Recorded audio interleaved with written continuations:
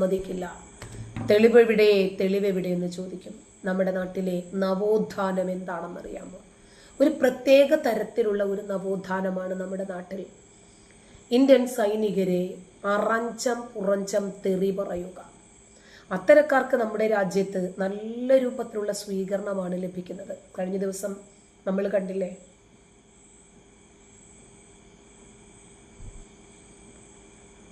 അതായത് പിണറായി വിജയൻ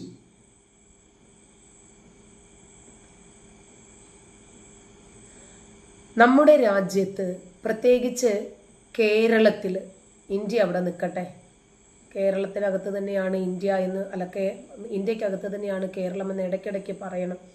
ഇന്ത്യൻ സൈനികരെ കുറിച്ച് ബലാത്സംഖികൾ എന്ന് പറഞ്ഞ ആ കൊടും ഭീകരനായിട്ടുള്ള നവാസ് മന്നാനി എന്ന് പറയുന്ന ആ ഉസ്താദിൻ്റെ ഒരു രോമത്തിലെങ്കിലും തൊടാൻ നമ്മുടെ ഈ കൊച്ചു കേരളക്കരയിലെ നിയമ സംവിധാനത്തിന് കഴിഞ്ഞു, പോലീസ് സംവിധാനത്തിന് കഴിഞ്ഞിട്ടുണ്ടോ? എന്തുകൊണ്ടാണ് അതിന് സാധിക്കാതെ പോകുന്നത്? നമ്മുടെ രാജ്യം കാക്കുന്ന പട്ടാളക്കാരെ ദുഷ്ടന്മാരാണ്, നരാധമന്മാരാണ്, നരകത്തിന്റെ വിറകുകൊള്ളികളാണ് അവന്മാര്, നമ്മുടെ മക്കളെ ബലാത്സംഗം ചെയ്യുന്നവരാണ് എന്ന് പബ്ലിക് വേദിയിൽ വന്നു പറഞ്ഞിട്ട് മറ്റേതെങ്കിലും ഒരു സംസ്ഥാനത്തിൽ ഇരുന്നിട്ടാണ് ഇവനിത് പറഞ്ഞിരുന്നതെങ്കിൽ എന്ത് സംഭവിക്കുമായിരുന്നു എന്നൊന്ന് ചിന്തിച്ചു നോക്ക്. മുനാഫിക്കായ മറ്റൊരുത്തനാണല്ലോ ആരിഫ് മുഹമ്മദ് ഖാൻ എന്ന് പറയുന്ന കേരളത്തിന്റെ ഗവർണർ. മറ്റൊരു മുനാഫിക്കാണ്. ഈ മുനാഫിക്ക് വിവരം കൊടുക്കുന്നു, ഇവിടെ കേരള സർക്കാരിനെ കൊണ്ടൊന്നും ചെയ്യാൻ പറ്റൂല, കേരള പോലീസിനെ കൊണ്ട് നിയന്ത്രിക്കാൻ പറ്റുന്നില്ല, കലാപം ഉണ്ടാകിട്ട് ഇങ്ങനെ സ്പ്രെഡ് ആവുകയാ, ആളുകൾ മരണപ്പെട്ടുകൊണ്ടിരിക്കുകയാണ്, കത്തിക്കുത്തുകളും കലാപങ്ങളും നടന്നുകൊണ്ടിരിക്കുകയാണ്, അതുകൊണ്ട് പെട്ടെന്ന് പട്ടാളത്തിലേക്ക് പോയെന്ന് ചോദിച്ചിട്ട് വിവരം കൊടുക്കുന്നു. ഇതൊക്കെ നേരത്തെ തീരുമാനിക്കപ്പെട്ട കാര്യങ്ങളാണ്. അങ്ങനെ ഇന്ത്യയുടെ പട്ടാളം വരികയാണ്. കോളനിയിൽ ഇന്ത്യയുടെ പട്ടാളം വന്നു കഴിഞ്ഞാൽ കാരുണ്യമില്ലാത്തവരാ സഹോദര, കരുണയില്ലാത്തവന്മാരാ, നരകത്തിന് വേണ്ടി അള്ള പടച്ച ഒരു വിഭാഗം കശ്മലന്മാരാ. ഈ കശ്മലന്മാര് വന്നാൽ ഇവിടുത്തെ പ്രായാധിക്യം വന്ന ഉപ്പാപ്പമാരെ പിതാക്കന്മാരെ തല്ലിച്ചതച്ചടിച്ചു കൊല്ലുന്നു, ബാക്കിയുള്ള യുവാക്കളെ വെടിവെച്ച് വീഴ്ത്തുന്നു. എന്നിട്ട് നമ്മുടെ ജീവനതുല്യം സ്നേഹിക്കുന്ന പെൺമക്കളെ ബലാത്സംഗം ചെയ്യൂ, നമ്മുടെ പാവപ്പെട്ട സഹോദരിമാരെ ക്രൂരമാകിട്ട് ബലാത്സംഗം ചെയ്യൂ. അത് നാളത്തെ സുപ്രഭാതത്തിലായി കൂടുന്നുണ്ടോ? ഇതൊക്കെ നടന്നല്ലേ മറ്റ് സ്റ്റേറ്റുകൾ നമ്മൾ കണ്ടത്? കാശ്മീരിന്റെ അവസ്ഥ എന്താ? എങ്ങനെയുണ്ട്? ഇനിയും ഇവര് നമ്മൾ വിചാരിക്കുന്ന രൂപത്തിലുള്ള ആളൊന്നുമല്ല. കേരളത്തിന്റെ നവോത്ഥാനം ഇവരുടെ ചുമലിലാണ് കേട്ടോ. ഇവരാണ് കേരളത്തിലെ ഏറ്റവും വലിയ നവോത്ഥാന പ്രേമികൾ. ഇനി ഇയാളുടെ മറ്റൊരു നവോത്ഥാനം കൂടി നിങ്ങളൊന്ന് കാണുക.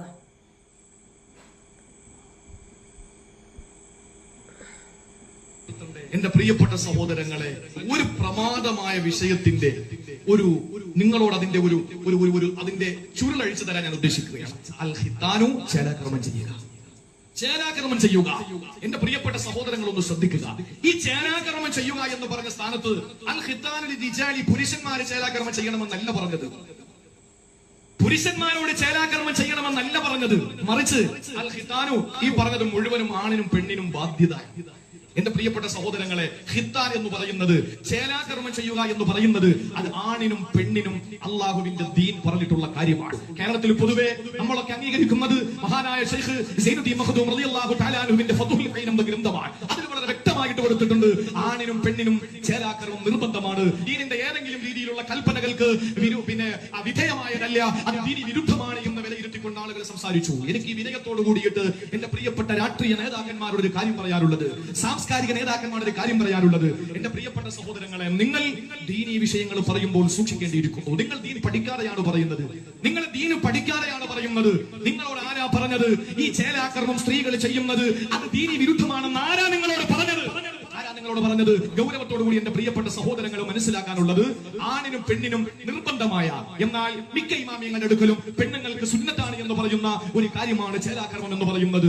അത് ഏത് ഭാഗമാണ് അത് അതിന്റെ കർമ്മം നടത്തേണ്ടതെന്നും അത് എങ്ങനെയാണ് അതിന്റെ ഭാഗങ്ങൾ അത് എങ്ങനെയാണ് ശരീരത്തിൽ നിന്ന് നീക്കം ചെയ്യേണ്ടതെന്നും ഒക്കെ വളരെ വ്യക്തമായിട്ട് ഗ്രന്ഥങ്ങളിൽ, കർമ്മശാസ്ത്ര ഗ്രന്ഥങ്ങളിൽ കൊടുത്തിട്ടുണ്ട്. പുരുഷന്മാരെ സംബന്ധിച്ചിടത്തോളം ചേലാകർമ്മം എന്ന് പറയുന്നത് അത് പരസ്യമാക്കി ചെയ്യൽ സുന്നത്തും, സ്ത്രീകളുടെ ചേലാകർമ്മം അത് രഹസ്യമായി ചെയ്യൽ സുന്നത്താണ് എന്ന് കർമ്മശാസ്ത്ര ഗ്രന്ഥങ്ങളിൽ വളരെ വ്യവസ്ഥാപിതമായി വ്യക്തമായി കൊടുത്തിട്ടുള്ള സാഹചര്യത്തിൽ എന്റെ പ്രിയപ്പെട്ട സഹോദരങ്ങൾ അറിയുക, ചേലാകർമ്മം എന്ന് പറയുന്നത് സ്ത്രീക്കും പുരുഷനും നിർബന്ധമായ കാര്യമാണ്. അത് സ്ത്രീകളുടെ വിഷയം വിഷയത്തിൽ സുന്നത്താണ് എന്ന അഭിപ്രായം മിക്ക ഉലമാക്കളും പറഞ്ഞിട്ടുണ്ട്. കേരളത്തിൽ എന്തുകൊണ്ട് ഇതുവരെ നടന്നിട്ടില്ല എന്ന് ചോദിച്ചാൽ ഇത് കൈകാര്യം ചെയ്യാൻ പറ്റിയ സ്ത്രീകൾ നമ്മുടെ ഈ കേരളത്തെ സംബന്ധിച്ചിടത്തോളം ഇല്ല. പല നാടുകളിലും അത് അവർ ചെയ്തു വരുന്നുണ്ട്.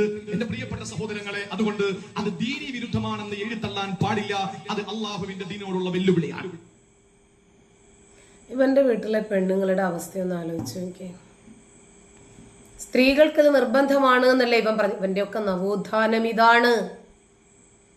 ഇവനൊക്കെ കേരളത്തിൽ കിടന്ന് പൊളയ്ക്കുന്നത് ഇന്ത്യൻ ആർമി അവിടെ കഷ്ടപ്പെടുന്നത് കൊണ്ടാണ്. ജീവനും ജീവിതവും സമർപ്പിക്കാൻ തയ്യാറായിരിക്കുന്നത് കൊണ്ടാണ്. ഇവനെയൊക്കെ വെറുതെ വിടാൻ പാടുണ്ടോ? ഉണ്ടോ? അനില വേടൻ കഴിവുള്ള ഒരു വ്യക്തിയാണ്. പക്ഷെ അയാളുടെ കഴിവ് ജിഹാദികൾ മുതലെടുക്കുന്നു. അവനെ ചൂഷണം ചെയ്യുന്നു. അവൻ ആ വലയിൽ വീണുപോയി. ഇതാണ് സത്യം. അപ്പൊ നോക്ക്, ഇനിയും തീർന്നില്ല. മറ്റൊരു വിഷയവും കൂടി ഒന്ന് കണ്ടോ. കാരണം ഇവനൊരു പെൺകുട്ടി ജനിച്ചാൽ ആ കുട്ടിയുടെ അവസ്ഥയെക്കുറിച്ചിട്ട് എനിക്ക് ഭയമുണ്ട്. ഇവന്റെ സഹോദരിമാരുടെ അവസ്ഥയെക്കുറിച്ച് എനിക്ക് ഭയമുണ്ട്. ഇവന്റെ ഭാര്യയുടെ അവസ്ഥയെക്കുറിച്ചിട്ട് എനിക്ക് ഭയമുണ്ട്. കാരണം ചേലാകർമ്മം ചെയ്യണമെന്നും പറഞ്ഞ് പെണ്ണിനെ കൊല്ലാനാണോ ഇവനൊക്കെ തയ്യാറെടുക്കുന്നത് എന്നറിയില്ല. വീട്ടിലെ പ്രസവം എന്നും പറഞ്ഞ് കുറെ എണ്ണത്തിനെ കൊല്ലാനുള്ള തയ്യാറെടുപ്പുകളുമായിട്ട് ഇവനൊക്കെ രംഗത്ത് വന്നിട്ടുണ്ട്.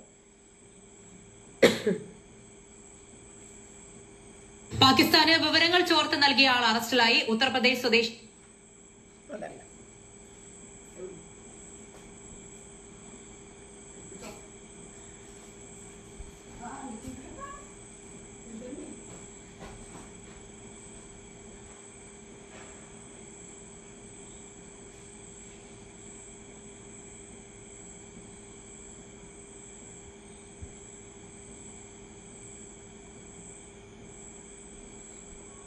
ഒരു സ്ത്രീയെ കഴിഞ്ഞ ദിവസം പിടിച്ചിട്ടുണ്ട്. അതായത് ഈ ചേലാകർമ്മം തന്നെയാണ് വിഷയം. ചേലാകർമ്മത്തിന്റെ വിഷയവുമായിട്ട് ബന്ധപ്പെട്ട് ഇവര് ചേലാകർമ്മം ചെയ്യാൻ ശ്രമിച്ചു. അങ്ങനെ ഇവരെ അറസ്റ്റ് ചെയ്തിട്ടുണ്ട്. നോക്കട്ടെ, എൻ്റെ കയ്യിൽ ഉണ്ടായിരുന്നു ആ വീഡിയോ, കാണുന്നില്ല.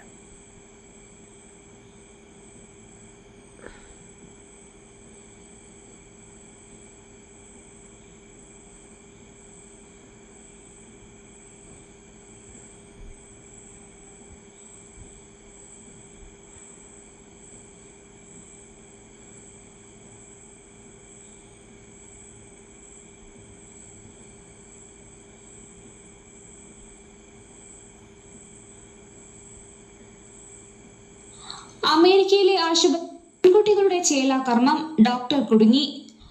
അമേരിക്കയിലെ ആശുപത്രിയിൽ പെൺകുട്ടികളുടെ ചേലാകർമ്മം നിർവഹിച്ച കേസിൽ ഇന്ത്യൻ വംശജരായ ഡോക്ടർക്കെതിരെ വിചാരണ ആരംഭിച്ചു. ഷിയ വിഭാഗത്തിൽപ്പെട്ട ദാവൂദി ബോറ സമുദായക്കാരായ 9 കുട്ടികളുടെ ചേലാകർമ്മം നിർവഹിച്ചു എന്ന കേസിലാണ് ഡോക്ടർ ജുമാന നാഗർവാല എന്ന ഡോക്ടർ കുടുങ്ങിയത്. 7 വയസ്സ് മാത്രം പ്രായമുള്ള 9 പെൺകുട്ടികളുടെ ചേലാകർമ്മം രഹസ്യമായി നിർവഹിച്ചു എന്നാണ് ഡോക്ടർക്കെതിരായ കുറ്റം.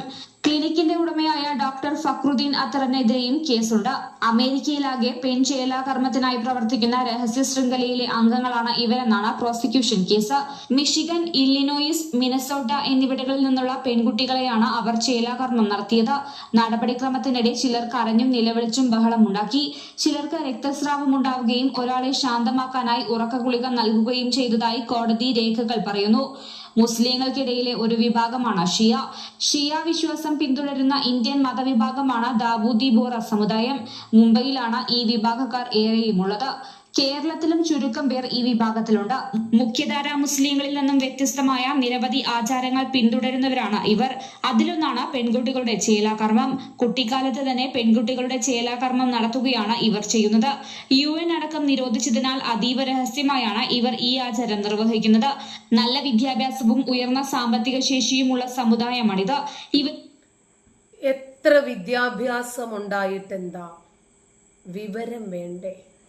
മുസ്ലിം സമുദായത്തിൽപ്പെട്ട എത്ര പേരിത് അംഗീകരിക്കും എന്നുള്ളതൊരു വിഷയമാണ്.